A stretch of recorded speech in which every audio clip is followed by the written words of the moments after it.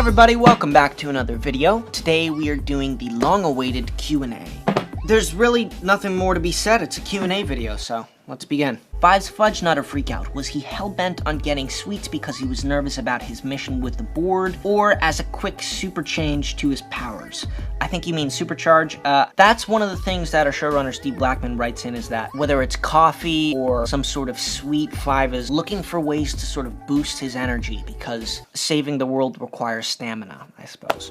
Five easily pins Lila during their first fight, and in the second fight he is able to throw her off when their roles are reversed. So exactly how strong is Five, especially while in his teen body? I think we haven't seen the extent of how powerful Five is, and as seasons go on, you will definitely see him get stronger and stronger, especially as his body gets stronger. But Five's DNA was bonded with that of all the most murderous, vicious assassins and serial killers throughout history. So it's in his DNA to be aggressive and chaotic, and his own insanity that came from the apocalypse sort of combines with that of the serial killer insanity. So he's always suppressing this, he's always quelling rage. In terms of how strong he is physically, I don't know.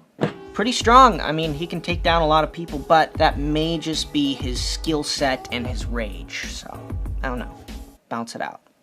How is it for you to write a song? What's going on in your head? What do you feel? Love your songs. All of them are so beautiful. Congrats. Thank you. The way it works for me is it starts on the guitar. I'll do what I call Ouija board playing, where I just play whatever comes to mind on the guitar, and occasionally out of that, a riff will fall out. I develop the riff, I see where it can go, and then once I have a riff and can look at what the tonality of the melodic composition is, I can understand what concept will best suit that song. Other times, I'll be emotionally driven by something that's going on in my life. I'll write about it and then bring it to a riff, but most of the time I get inspired based off of the actual music.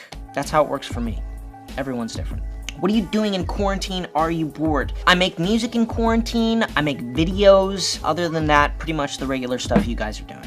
How long do you typically practice your lines for? We'll get a script and I'll read through every detail of the script as if I were watching it. Then, a few weeks later, we're gonna shoot the scene. And a day before you shoot the scene, you get a call sheet for what scene you will be shooting. So I take a look the night before at the scenes that I'm gonna be performing tomorrow, and then in the morning, I wake up, I begin to look at the scenes, and I learn it as I'm having breakfast on the car ride over. So it takes me about from the time that I have my coffee to the time that I arrive on set. I'm learning my lines on the drive-in. I got headphones in, I'm looking at a phone, I'm looking out the window like a crazy person, figuring out the vocal inflection, the facial expressions, basically how I want the lines to come across. I wouldn't recommend that for every project. It seems to work for Umbrella Academy because I know the character well enough that it gives me enough time to learn the dialogue, but it keeps me from over-practicing and wearing out the delivery. And that's a big part of being an actor, is managing how fresh and how authentic you can deliver your lines, because obviously there's the optimal performance, but then there's also what can you deliver. So you kind of have a limited amount of times that you can actually say something the right way before you just can't do it anymore.